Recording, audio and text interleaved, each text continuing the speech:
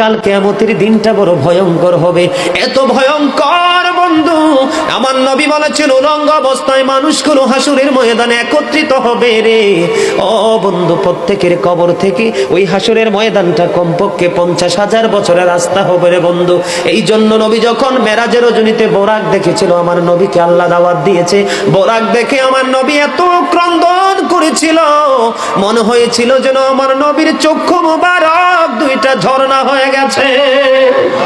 এই যুবক, কাল কিয়ামতের দিন ঘাম এত ঘামবে রে, কেউ মাজা পর্যন্ত, কেউ নাভি পর্যন্ত, কেউ বা আবার পুরো শরীর বন্ধু ঘামের নিচে ডুবে থাকবে, আবার মাথার মগজ টকবক টকবক করে উতরাইতে থাকবে রে।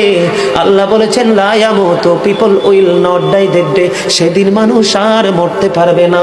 আল্লাহ বলেছেন ফিহা ওয়ালা ইয়াহইয়া, people will not be able to live that day, মানুষ সেদিন বাঁচতেও পারবে না। আমার আল্লাহ বলেছেন অমাহুম আনহা বিগাইবিন, people will not be able to escape that day, সেদিন মানুষ সেখান থেকে পালিয়ে যেতেও পারবো না রে। দুর্গাপুরের যুবক, হাদিস শরীফের মধ্যে এসেছে কাল কিয়ামতের দিন আল্লাহর আরশের ছায়া ছাড়া কোনো ছায়া থাকবে না।